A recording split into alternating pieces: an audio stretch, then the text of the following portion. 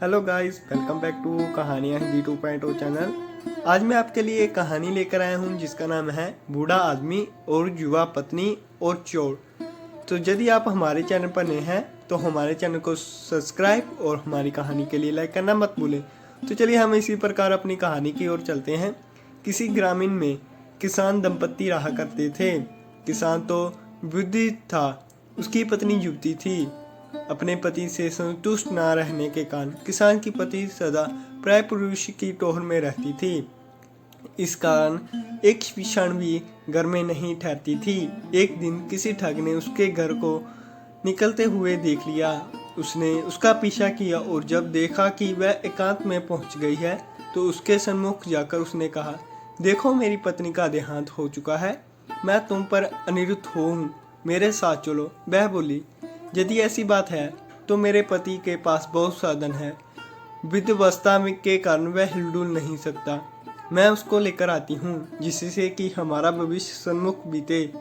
ठीक है, जाओ, कल प्रातःकाल इसी समय इसी स्थान पर मिल जाना। इस प्रकार उस दिन वह किसान की स्त्री अपने घर लौट आई। रात होने पर जब उसका पति सो गया तो उसने अपने पति का धन समेटा और उसे लेकर प्रातःकाल उस स्थान पर पहुंची। दोनों वहां से चल दिए। दोनों अपने ग्राम से बहुत दूर निकल गए। तभी मार्ग में एक गहरी नदी आई। उस समय उस ठग ने मन में विचार आया कि उस औरत को अपने साथ ले जाकर मैं क्या करूंगा, और फिर इसको खोजता हुआ कोई इसके पीछे आ गया तो वैसे भी मैं संकट में ही हूँ। अंत किसी प्रकार इससे सारा धन हथियाकर अपना पिंड छुड़वाना चाहिए।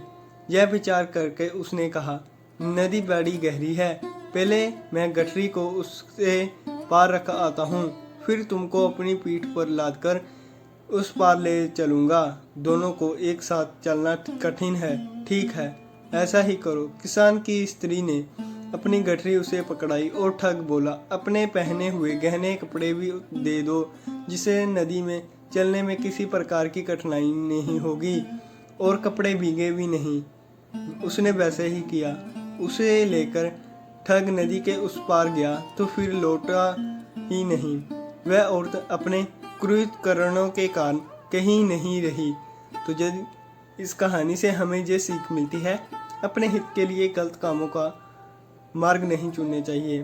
तो यदि आप हमारी कहानी के लिए लाइक करेंगे और हमारे चैनल को सब्सक्राइब करेंगे तो आपका बहुत बहुत धन्यवाद। तो चलिए आप इसी प्रकार अपनी नई कहानी के लिए मिलते हैं।